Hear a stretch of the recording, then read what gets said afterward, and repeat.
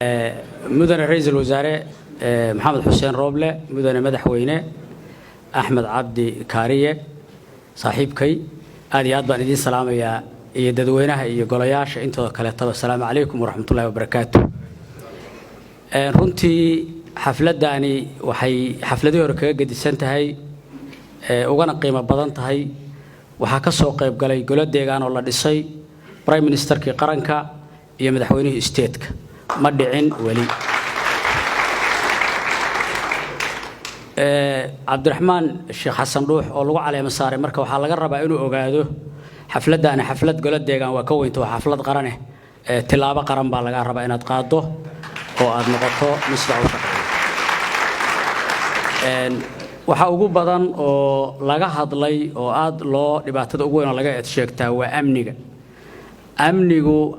شيخي هالكان كذا قاقي الشباب واحد دتك كلها يا ودين ما قعدنا ما أسوق قادين شباب وظالمين ما أورن شباب دين ما هيستان ما أورن ما قعدنا ما أسوق قادين منع كل جي سوا علماء ضرن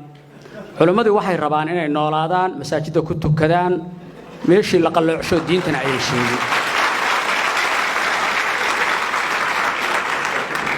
maalintii gudoomiyihii aniga iga horeeyay la qarxiyay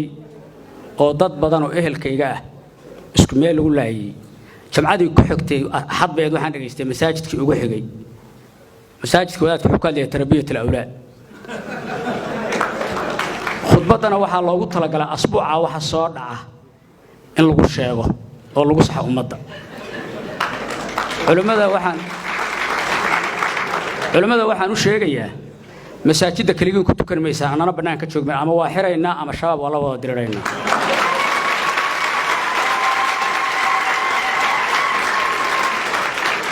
أيام دوي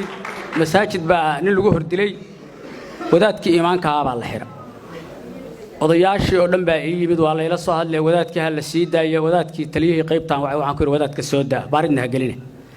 علماء يقضياش بان قضاء السماء وحن كل علماء الله يسوي مساجد ما حكى لسان أنا قحوي يقوم فردي أدين كي سايد بقى كمان تكذب أما المساجد كوه تكنه والشباب دجال كوه الدين بوضان بين دي تحريف كقصها أما المساجد وحرحرينا كل جن نقولها كنت كنينا هدان مركا ولا ددا يبلشدا يضدكوا أيام بنانك يسوتاجين شباب وعدو على أوران oo guryaha lagu qarsado oo la aamuso qof walba waa dilaya annaga hadda waxa noo xiran waa shabaab badan baa noo xiran waxaan aynaa liis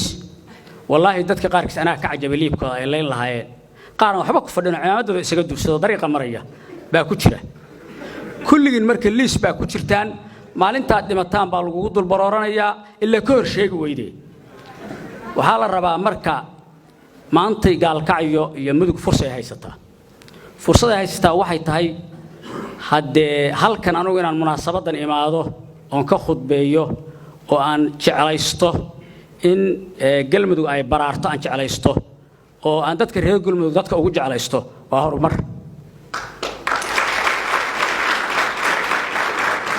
ra'iisul wasaaraha xogaa baan xalal la fariistay waxaan kala hadlay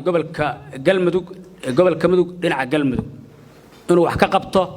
oo uu istaago oo galmudug dhiso baan kala hadlay Puntland kala ma hadlin sababtu waxa weeye xanuunka ugu badan wuxuu iga hayaa xagga galmudug oo degmooyin laga haysto inta degmooyinka galmudug la haystana Puntland nabad ahaan mayso Soomaaliya nabad ahaan mayso madaxda meesha timid waxa la rabaa iyo dhamaanteen iyo shacabba inaan u istaagno cadawga dad qalatada ah oo aynaan ka dhuuman intii ka dhuumaneysana laaye intaan ka dhuumanayna waa laaye waxa la rabaa inaynu isu taagno in aynu dadkaas cadawga oo dadkeena xasuuqaya inaan tacsida inta iska dayno banaanka in cadow yihiin aan ka sheegno waxaan leeyahay mudan ra'iisul wasaare aad baan kugu mahadcelinaynaa aad nagala soo qayb gasho munaasabadan adiga iyo madaxweynahaba runtii mahad gaar ah idinku celinaynaa laakiin mudan ra'iisul wasaare galmudug waxay ka rabtaa inaad dhisto wixii aan leenahay wixii ay qabuulana iyaga wixii aan wada leenahay Taliban uga inaad dhisto oo galmudug institutionada istaajiso oo ciidankeeda dhisto oo booliiskeeda dhisto oo daraawiishteeda dhisto oo gobolkan aan joogno gudoomiyihiisa aad lacag u qorshayso oo xafiiska uga qorshayso وآد هجاجسان وكارنا مدن رئيس الوزراء وأنا قاعد صنينا وأنا مدن تهي إن أد ما أنتي قلمدو ستاكتيد كون عيبين منه صببت وحوي قلمدو واحد ربطة إن لو استاجوا الله حرية ما عمل عجيس استاجوا في عالق رجع هدي قلمدو استاجتنا الصومال دوا استاجيسه هذه دوم سنتين السلام عليكم ورحمة الله وبركاته.